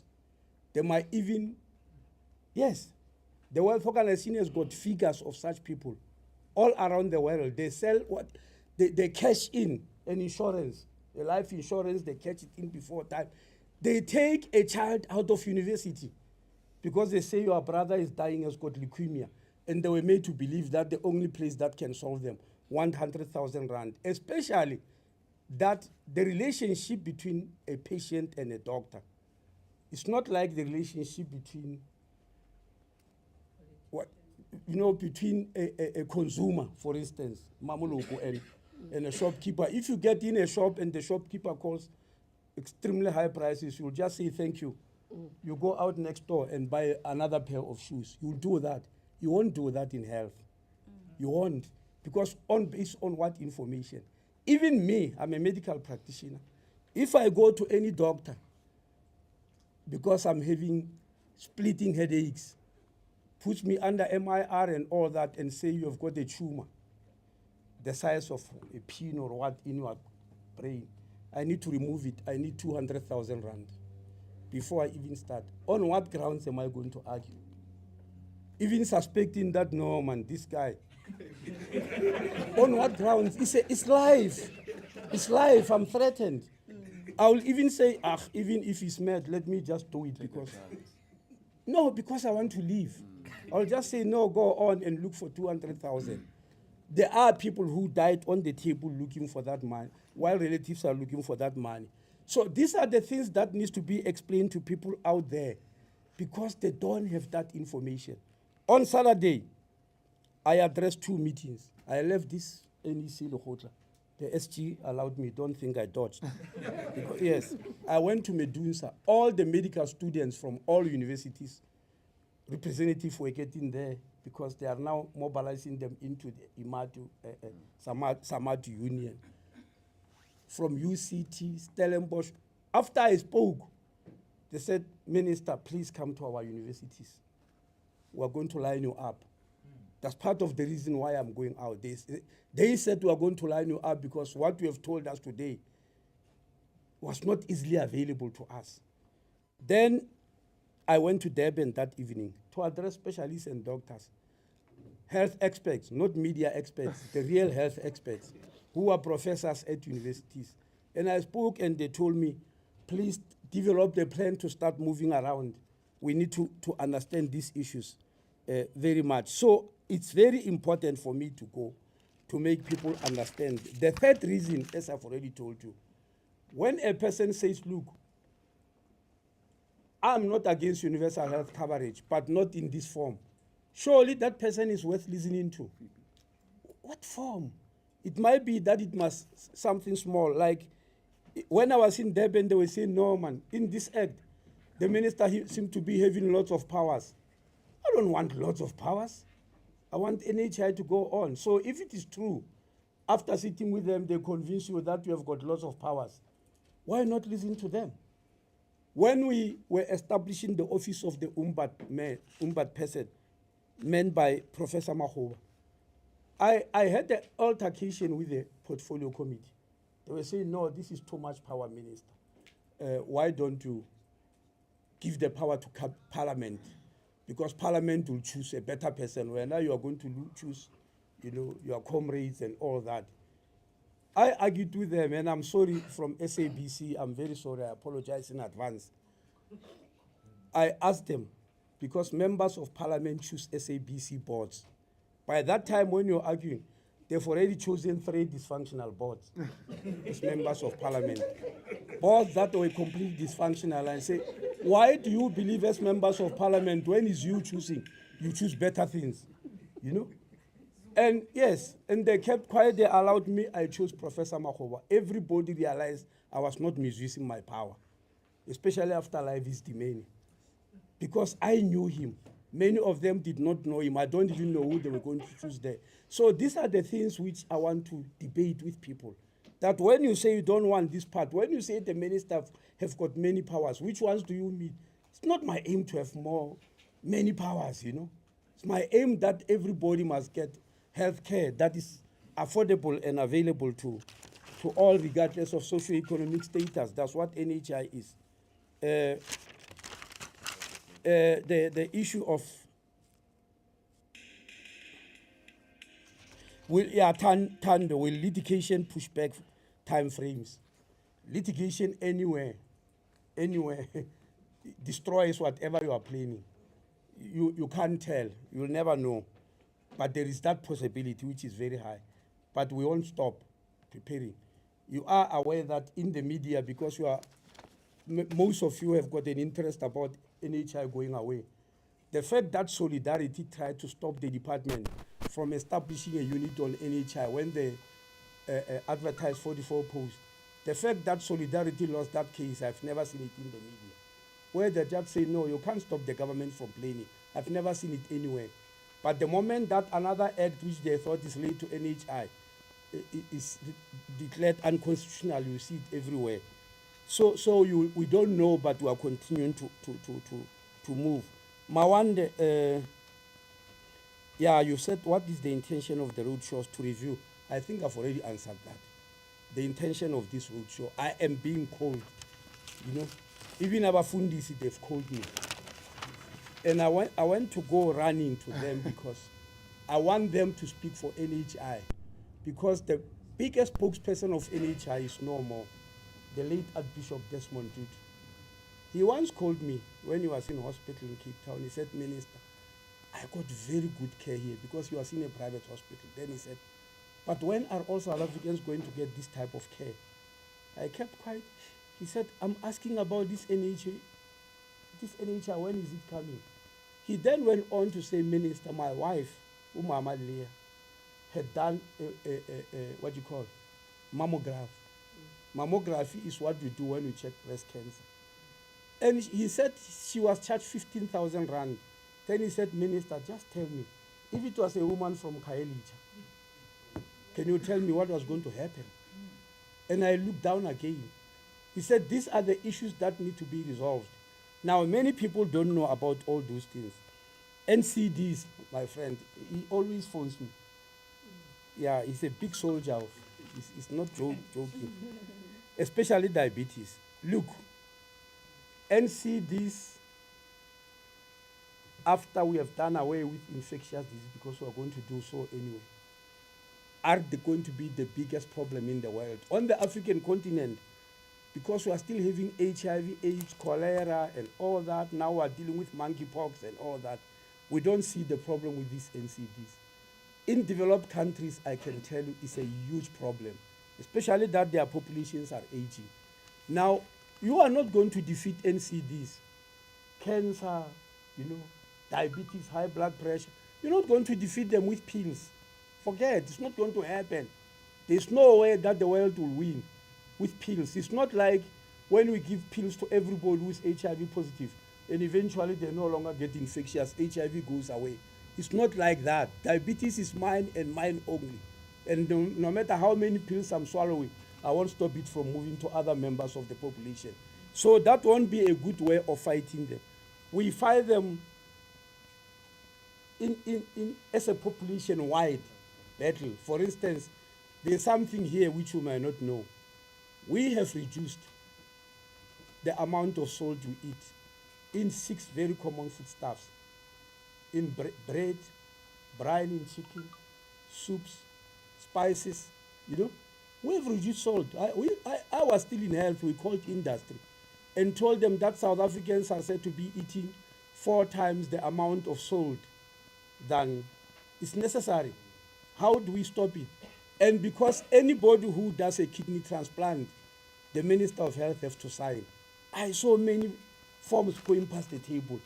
Kidney transplant, oh man, what's happening to the people's kidneys, In Gauteng alone by 2015, there were 500 people who were lining up for dialysis. Remember, dialysis, you must be dialyzed every day. Then I said, no man, but we can't leave this to go on. Experts said it's sold. We called the industry and said, let's start the regulation process. And they agreed. We reduced the first amount in 2016 and said we'll wait for another 3 years. We reduced the second amount. You are eating lesser salt now without knowing. We did it in stages to avoid a riot, because people are going to go on a riot when they believe there's not enough salt there. We are avoiding a salt riot. Same as sugar. And in the media, you completely misdiagnosed it and say we are looking for money when we're doing a sugar tax. I didn't want any sense from that sugar tax.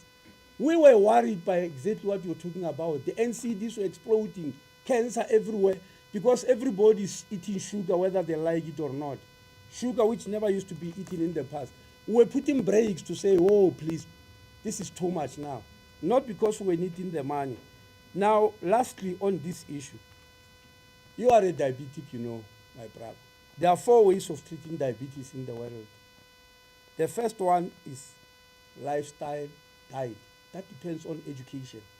That's why I agree with you. You need to educate people. They must know that they can live without any medicine whatsoever.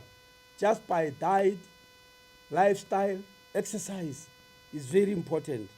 When you fail there, it's then that you start popping pills. When you fail with pills, we start giving you injections. We poke you 3 times a day. That's not good life.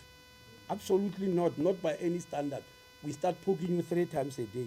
When that fails, we start changing your organs now. You must go around looking for a new kidney transplant and all that. Surely nobody wants that.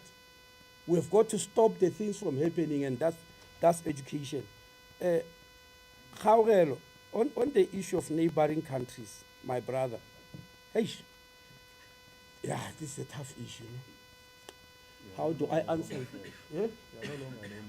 Yeah, but it affects health very much. Let me give you this example of what we're complaining about, because I remember even Makura, when he was a premier, spoke about this issue. When I arrived in health in 2009, the very same year, I went to a SADC meeting in Eswatini. When I arrived there, the minister came to me. He said, my brother, this is too much. There was a Swazi national who came to one of our private hospitals. He needed a laparotomy. A laparotomy is when they open your abdomen because there's something or they want to check something there. They charged him 500,000 rand. That's 2009, 500,000. After doing that laparotomy, the Swazi government paid. They've got a medical aid that paid. He went to the ward, got infected, and they say we need to open again. Right to Swaziland, they want another 250,000. You're going to do 750,000 rand for a laboratory. And they say, look, man, the Swazis have got a medical aid, not like ours. Because they are a tiny country. When one of their hospitals cannot treat you, they send you into South Africa via that medical aid. The medical aid pays for you. That means only the people they can't treat, because they can't just send everybody. Then they said, no, this medical aid is going to collapse. I said, why are you going to private hospitals? You don't have to. We've got academic hospitals there that can give you good care. So we made them sign a memorandum of understanding with Charlotte Matlek and Steve Biko. Even now, that process is still working. And they are a tiny country. Other neighbors don't do that. They just close their eyes and let people cross the border and say, you'll see to finish. You know? Yeah, if you don't have food and money, for goodness sake, your neighbor has God. Why don't you speak to your neighbor? Neighbor, we're hungry. Are you able to help? You don't just tell your kids, no, lunchtime, just visit there. And you throw them away you throw them away to our neighbors and close your eyes. It's unfair. And I want to say this publicly, even though they are sensitive. When Popira Matua was being attacked by all and sundry, during that period when she was attacked, she received a letter of a patient sent to South Africa by a GP in Zimbabwe. The lady has got cancer, stage 4 already, and is anemic. And he's sending and say, please give that lady a pint of blood. In other words, one country asking another, give. Yes, I'll tell you why that is abhorrent to me. Blood is not manufactured. We get it from the population. There are human beings in Zimbabwe. They've got blood, lots of it, for that matter. Yes, they've got blood. All they need to do, if they don't have the technology of taking that blood, is to come to South Africa and say, look, can you help us with people who are going to get people to donate blood in our country? Instead, they close their eyes and throw over the border. It's unfair. And part of the reason is that heads of states on this continent, and it's the only continent, when they are sick, they go to other continents, leaving their nationals alone. And we have asked that must stop. Okay. Okay, yeah, no. So they'll abandon me and run off. Yeah, the last one.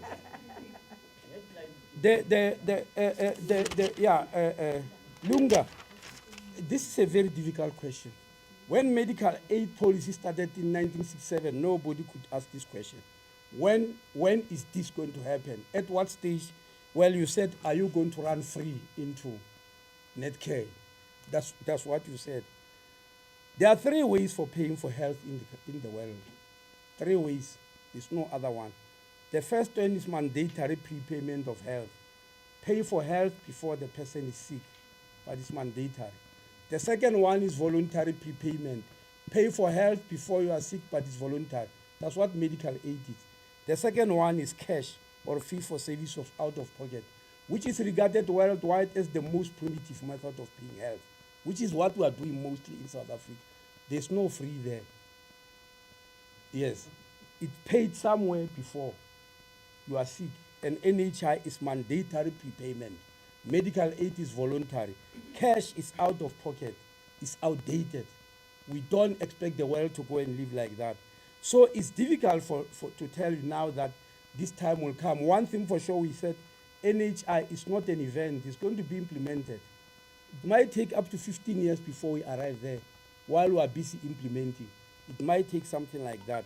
So it's not easy. It's going to be a lie for me. Even countries around the world which started long ago are still implementing certain parts. The UK from 1948, the Seguro Popular in Mexico from 2001, Brazil, Thailand, Norway, Australia, Finland, They are doing that. Americans, of course, they were delayed when Trump said, no, this Obamacare is nonsense. But countries start, and it's a lifelong thing. You are at no stage will you say, we've implemented NHI, is over. It's not possible. Medical aids, the first policy started in 1967. Believe you me, go to all these medical aids. They change something every year. They change policies, they change schemes, others fall by the wayside, others rise, others merge. Then they will tell you, we no longer pay for this, we pay for that. We'll pay only if you come during the night, during the day you pay for yourself. Stories like those. So it's a lifelong thing. Thank you very much. Okay, that's it, folks. I might just give you an inside foot when the president is closing.